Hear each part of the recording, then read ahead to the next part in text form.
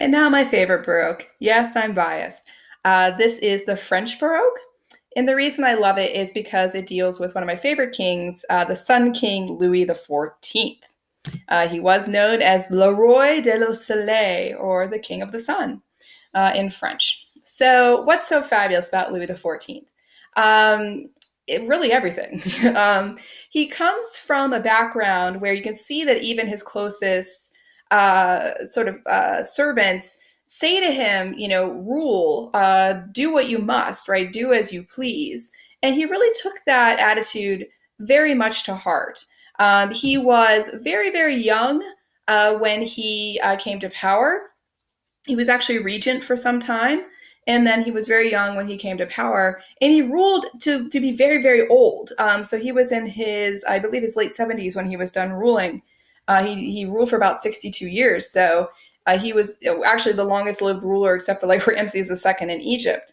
So his impact is long and powerful. And what we find with Louis XIV is he makes a mark wherever he goes. He uses everything he can to use the drama and theatricality of Baroque to make his mark on culture. Just looking at this portrait, you'll notice the use of the fleur de lis on his robes, the French symbol, the blue color, the theatrical way he throws the robe right over his shoulder and such, the posing. Everything about it just leads us to feel like this dramatic individual is being presented to us. Now, here's the interesting part. He's very old in this painting. He's like 62 years old. But the wig throws us off, right? And then his beautiful legs. He was a dancer in his youth, so he has these beautiful dancer's legs. And by the way, ladies, he did invent the high heel. He's credited with the high heel that he's wearing here in the painting. But you'll notice everything about him is like about presentation, about how one would see him, how one would view him. And he was very much always thinking about that when he created all parts of his life. The most famous part of his life was his palace at Versailles. This is outside of Paris.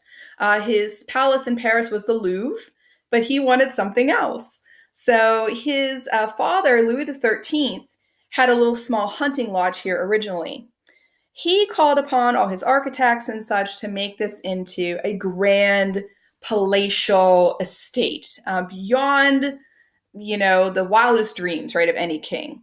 I always think of it as like a pleasure palace, a fantasy for him to inhabit. That he basically said, I don't care how you do it, just make it happen. Because the conditions here actually weren't very conducive to building. But he just said, I want this place, I want this fantasy for myself. And no matter what, it's going to happen. So again, he sort of shifts the focus from the Louvre in Paris to Versailles outside of Paris. Why is that important? He, in a sense, captures his court outside of Paris at Versailles. The people of the court, I always say, become like prisoners in a gilded cage.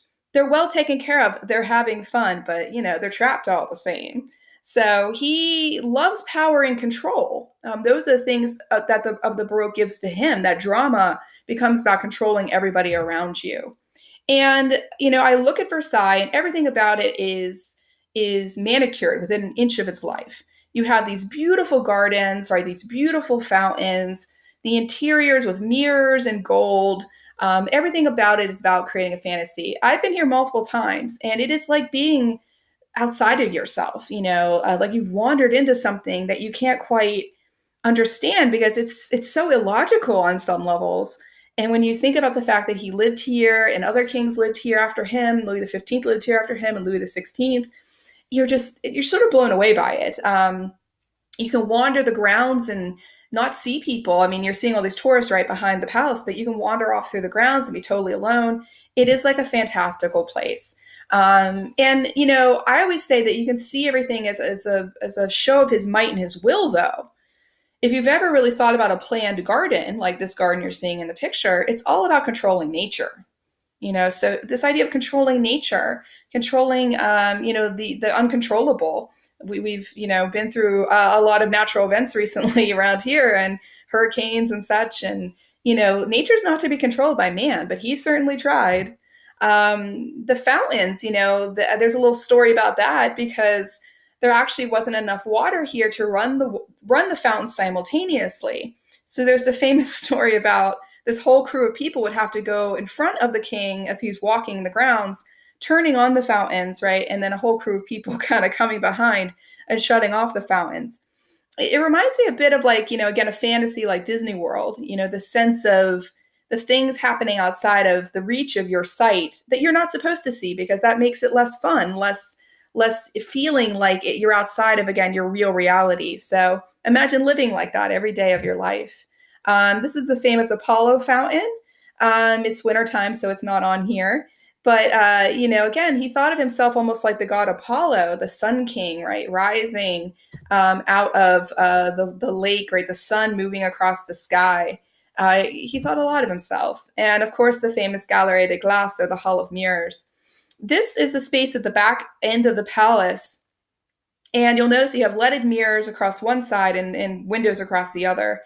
This is where balls and different dances were probably held, and then ceremonial greetings, right? So imagine the king walking through this space, the mirrors reflecting him again and again and again and again. This sense of the sovereignty of him, the power of him, the energy of him, and the theater of him, and just the kind of image he would create in a space like this. It's quite powerful and impressive.